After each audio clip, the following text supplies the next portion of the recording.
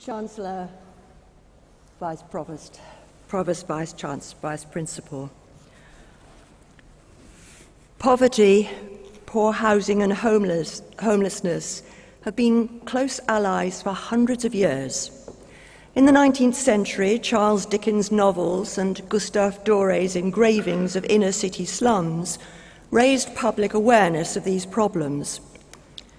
Corporation Street, one of Birmingham's major shopping streets nowadays, was created at the end of the 19th century by being driven through some of the most notorious slums in the city, the project being promoted by Joseph Chamberlain, first Chancellor of this university.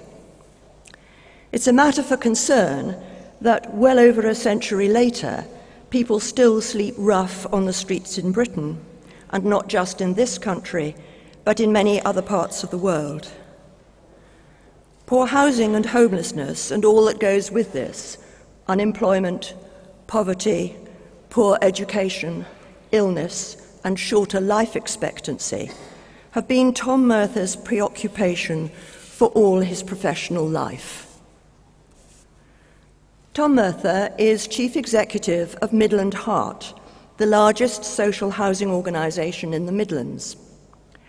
Midland Heart has responsibility for 32,000 homes and has a turnover of £140 million. Deeply values-driven, Tom Murtha is concerned to ensure that Midland Heart's values of ambition, imagination, customer first, empowerment, and inclusivity underpin its services to customers. Midland Heart was created in 2006 by the merger of two large housing associations, Keynote Housing Group, of which Tom Murtha was then Chief Executive, and Prime Focus Regeneration Group.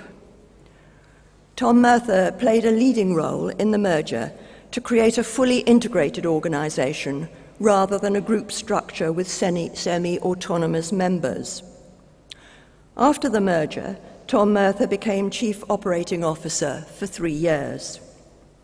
It's a brave person who, at a subsequent interview for the post of CEO, invites the panel to imagine what the organisation and they as individuals will be doing 5 years hence.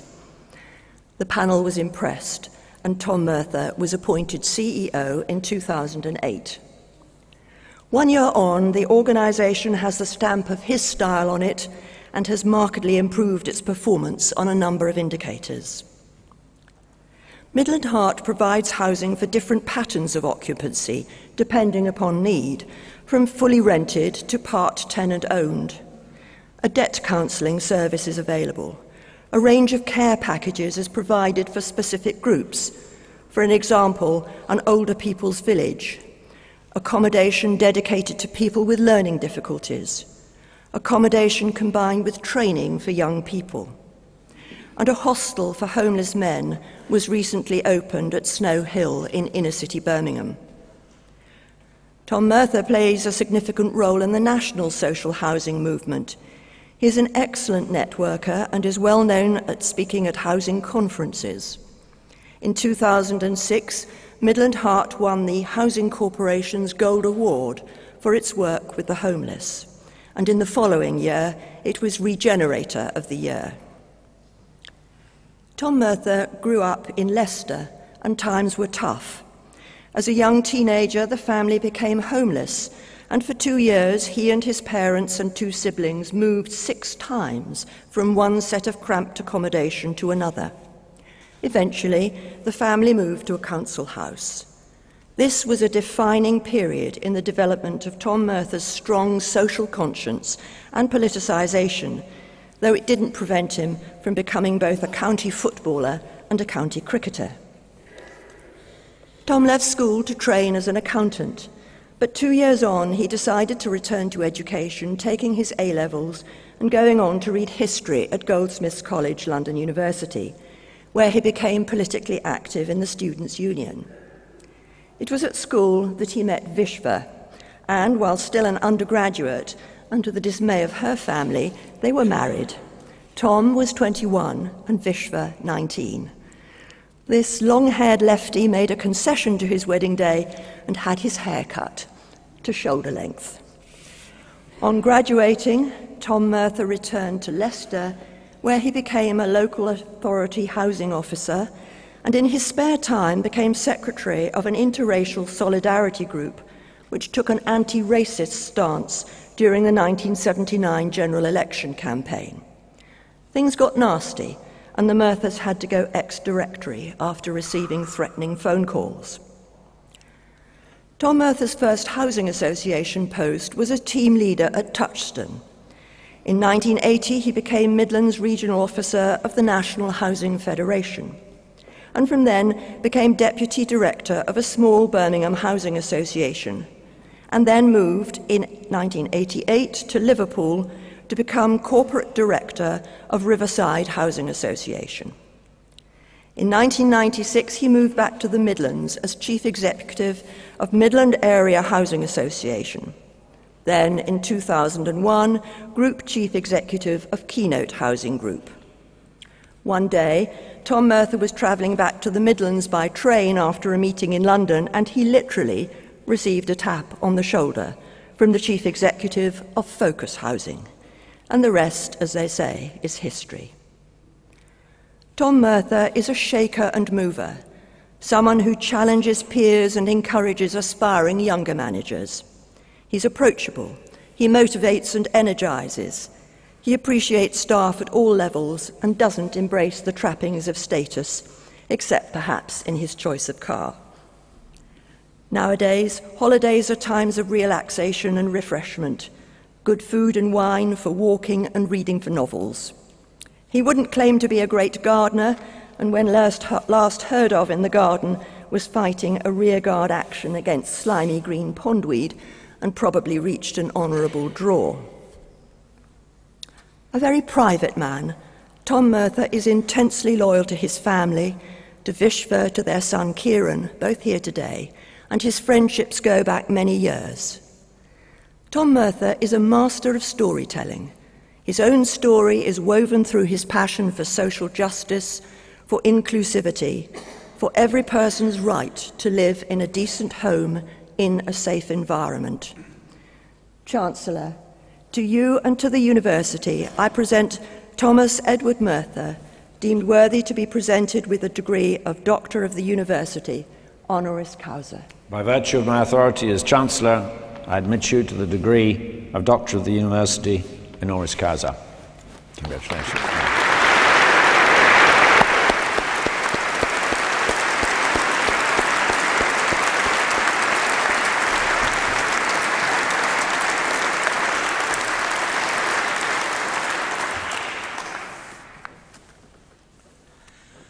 Chancellor, Vice Principal, graduates, graduands, and guests. As I stand here, my thoughts go back to a similar degree ceremony that was held in 1975 in the Albert Hall in London. I received my honours degree in history from the then Chancellor of London University, the Queen Mother. Sitting high in the gods were my mother and father. They were so proud of my achievement, just as you and your families and friends are proud of what you have achieved today. I only wish they were here to see this. I owe them so much. My wife Vishva was also there in 1975, and she is here today with my son Kieran. I thank them for their love and support. I could not have done any of this without them. As I consider this honour, I am both pleased and humbled. It is a recognition of the contribution made by my many colleagues who have transformed lives and communities since Midland Heart was formed in Birmingham in 1925.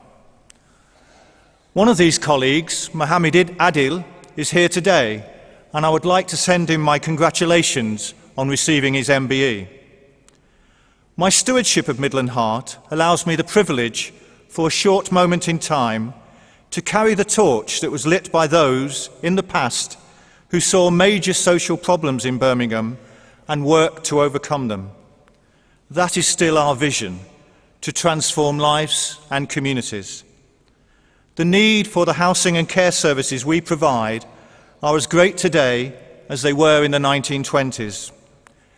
As I look forward, I see a growing need for our services at a time when funding is almost certain to be reduced. Our challenge is to continue to deliver to those in need as the financial storm continues. For it is the people we work with, our customers, who will be the greatest casualties of those storms. As you've heard, over the years, Midland Heart has evolved from being a simple housing and regeneration agency to being a large social business with a turnover of £150 million and an asset base of over £1.5 billion. We deliver a whole range of services, from direct access hostels for homeless people to extra care villages for the elderly, from support services for people with mental health issues to affordable rented homes for those in housing need, from providing employment opportunities for the workless to delivering major regeneration projects. This evolution will continue to take our work beyond that of a traditional housing association. But just like any other business, maintaining our excellence in service delivery and our financial viability will be our greatest challenge during the period of further growth and change. As I look back over my 33 years in the housing and care sector, I remember that one of my first jobs as a junior housing officer, fresh out of university, was to house an elderly African Caribbean couple. They were living in squalid conditions. One room, no heating, no facilities. We provided them with a modernised self-contained flat with central heating and, yes, an internal bathroom. The husband had cancer and died some months later. When I visited his widow to pay my condolences, she gave me a small toolbox.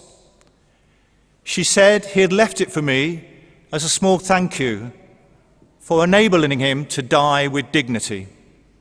I still have that toolbox. I keep it to remind me of him and of our purpose as an organisation, that is, to help people find dignity. This purpose is the golden thread that runs through all that organisations that have come together over the years to form Midland Heart. This work continues to this day. Only last week I was talking to one of my board members, a well-educated man from a good background. He reminded me that 5 years ago he had been homeless. He had come to one of our refuges for help, and my colleagues had literally picked him up off the streets. They provided him with shelter and helped him to rebuild his life. They enabled him to begin the often painful process of facing his demons. He's now living in a small terraced house not far from here. He has a job, a new family,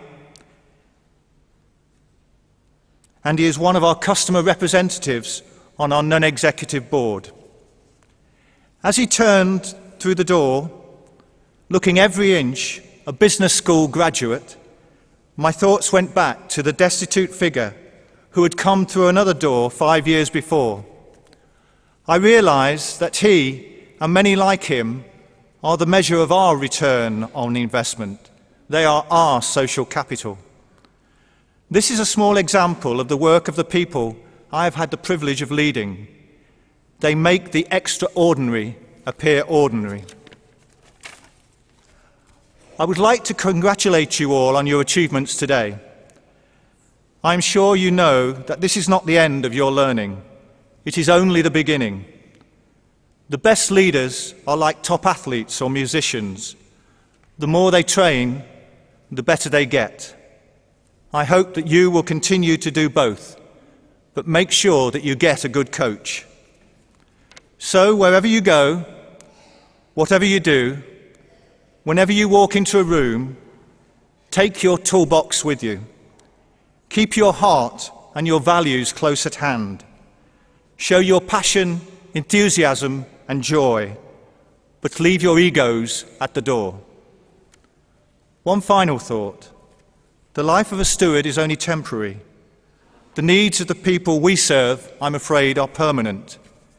I hope some of you today will be inspired to become the next generation of stewards of organisations like Midland Heart.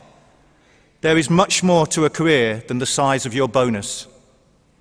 I thank the University of Birmingham for this honour. I only hope I am worthy of it.